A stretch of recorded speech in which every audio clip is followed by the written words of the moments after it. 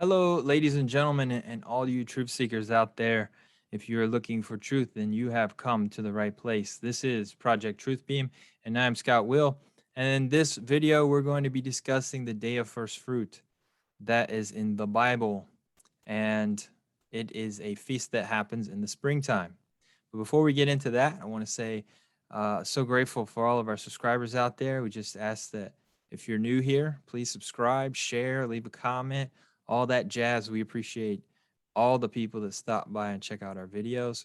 And we're going to continue to put out great content in many different ways to deliver the truth to the people, since fake news will not do it. So, all right, the Day of First Fruits.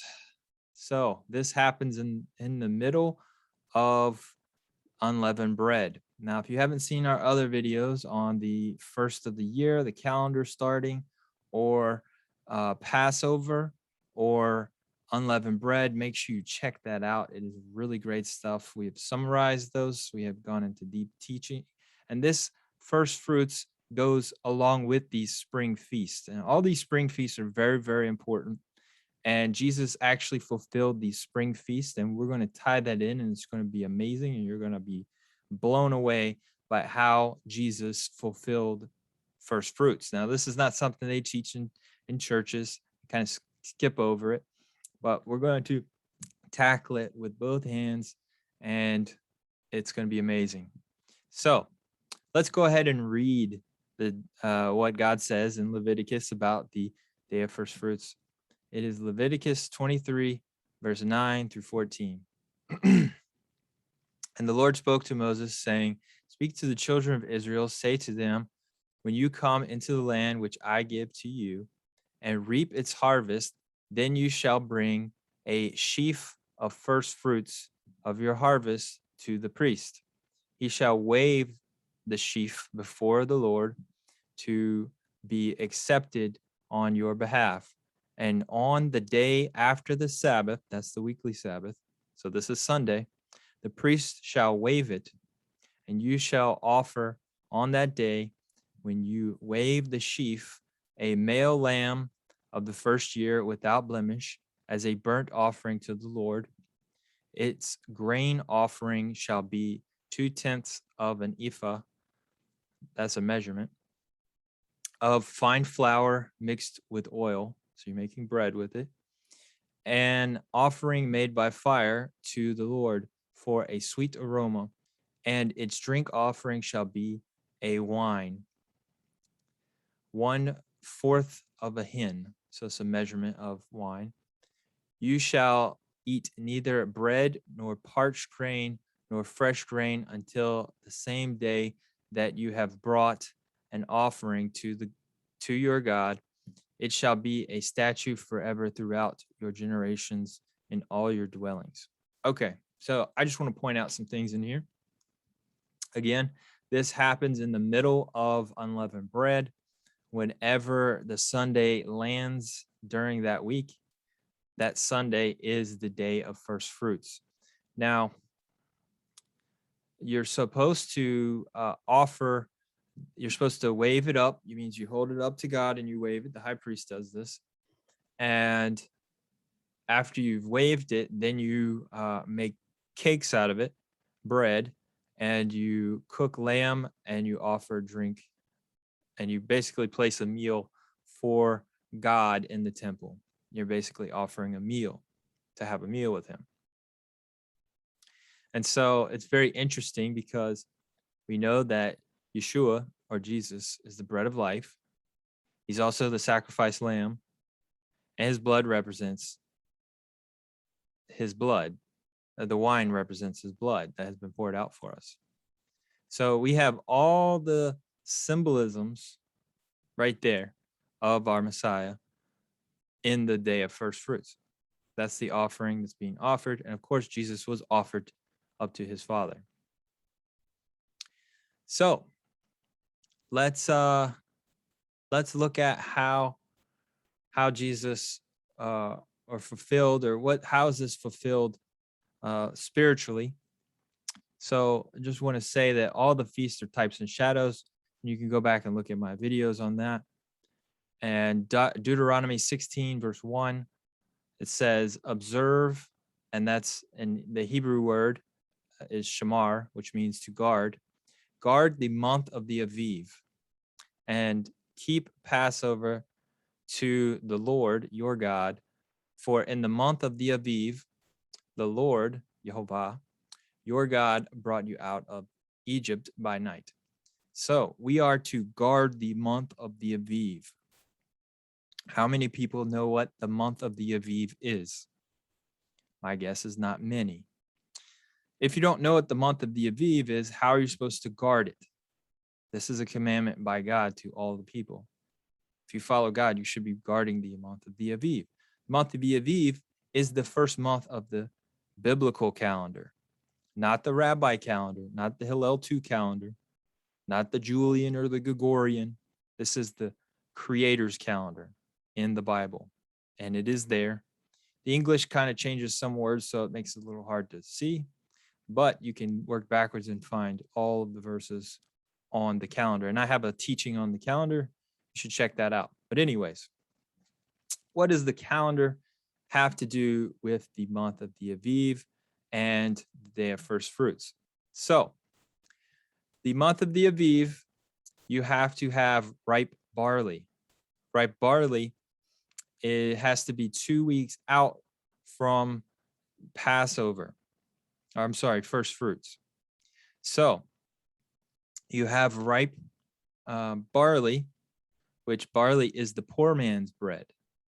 So you have barley that's going to be harvested in the spring, and then you have wheat harvested about midsummer and also in the fall. So this is the first of all the first bread grain that's going to be used. And so by this time, they're doing unleavened bread. So during that week, they're actually eating old barley and old wheat from the previous year. So they haven't yet eaten fresh barley, which is the poor man's bread. So they plant the barley, and then it's supposed to be ripe by the first sliver of the new moon. They declare it the start of the year. And then when they go to collect the barley, they take it to a grain place on the Temple Mount. And the high priest, he goes and he makes some into bread. And then they have this unleavened bread. So the barley has to be ripened, and the people cannot eat the barley until it has been offered up to God. So all of Israel is eating old unleavened bread or old grain from the previous year. And they're going to be excited because halfway through, sometimes towards the end of the feast of unleavened bread, but at a certain point, they're going to be able to eat fresh barley bread. So it's kind of exciting, and people are all excited to get that, and they're all waiting for the high priest to bless it and put it before God. So the first grain always goes to God, and this feast is about thankfulness that God has blessed them, because all of God's feasts, all of his celebrations, they are tied to events like taking them out of the land of Egypt, giving of the law, but they're also tied to harvest time and growing certain crops, olives, wheat, barley, fruits, grapes, etc. They're all tied into these feast times because people come together. That's when they feast, right? Because they just harvest all the fruits of the field. And so this feast is really focused on thankfulness that God has blessed them with a great harvest, and that everything that you've taken in for the year, the first of it goes to God. He gets the best. He is worth giving the best to because it's his anyways. He has just let you borrow it.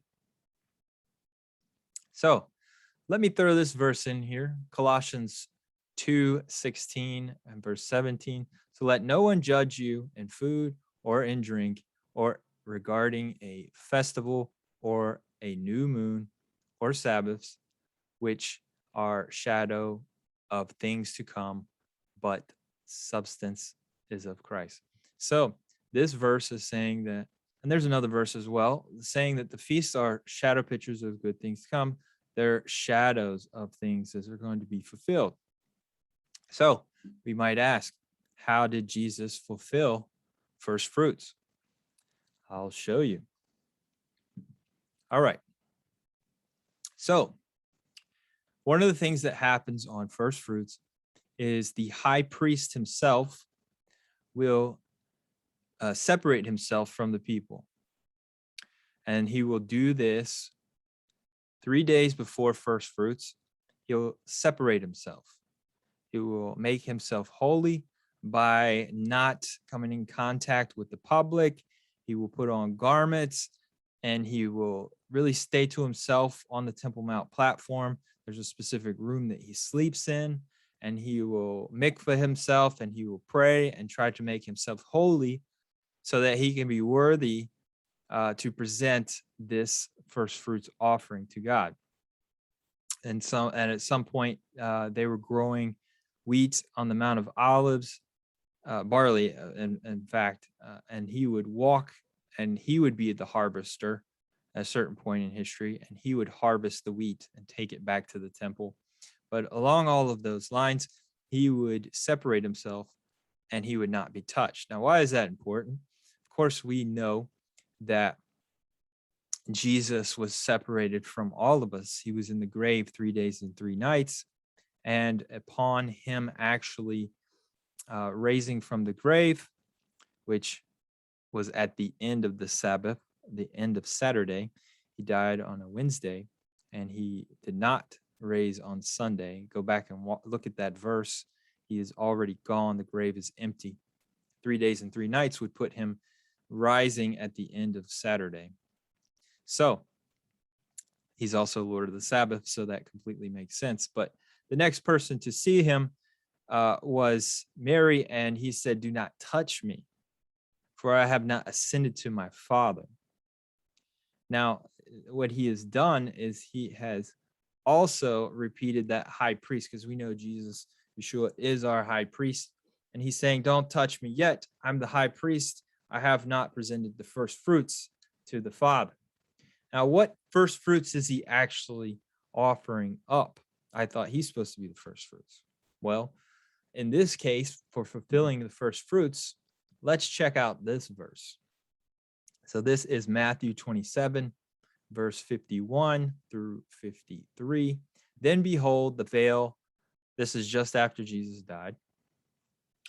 Then behold, the veil of the temple was torn in two from top to bottom, and the earth quaked, and the rocks were split. It's also the rocks were rent. It means they split open.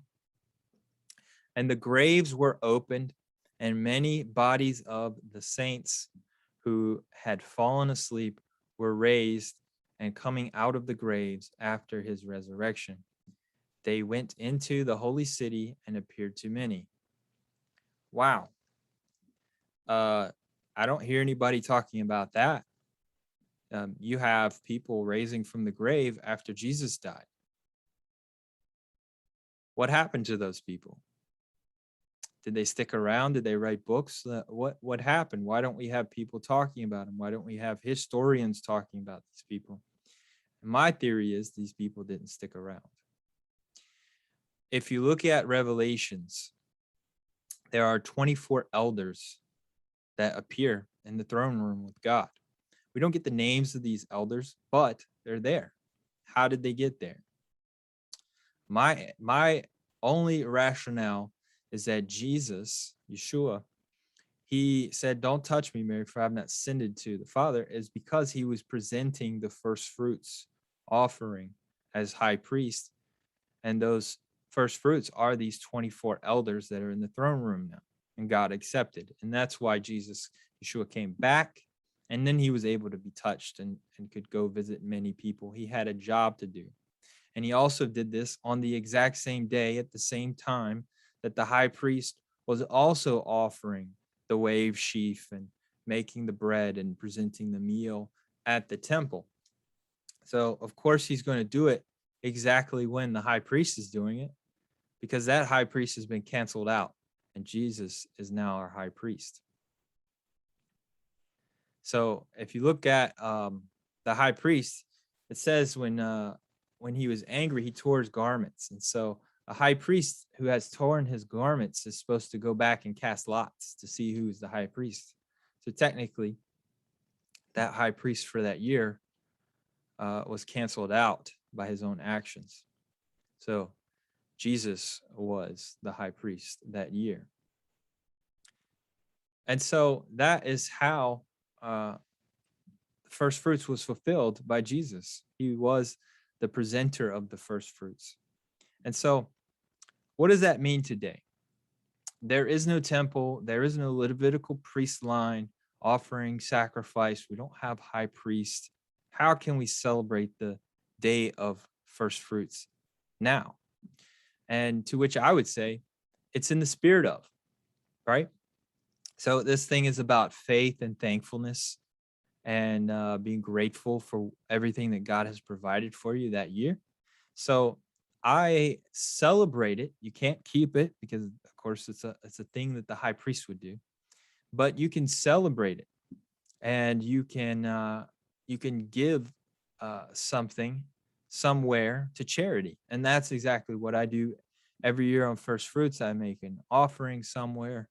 I may be giving it to an orphanage or a particular church that I am enjoying learning and feeding from their scriptures and their teachings. And so that's what I would encourage people to do, to celebrate the first fruits in the Bible by making an offering, giving back, and blessing others, and practice, because someday we will see this again. When Jesus comes back and there's the temple, we will see these feasts, and they will all represent him at that point, and it will be memorials of all the things that he has done. And so we need to get our butts in gear practicing for the future. And it's very clear that it's going to be done in the future, because if you go to Revelations, you can see that they're clearly doing the Feast of Tabernacles. And if they don't do the Feast of Tabernacles, it will not rain on their nation in the millennial reign, which is almost like a death sentence, because your crops are not going to grow. So that is the day of first fruits. I hope you have enjoyed this teaching. And everybody out there, I would say God bless and be good.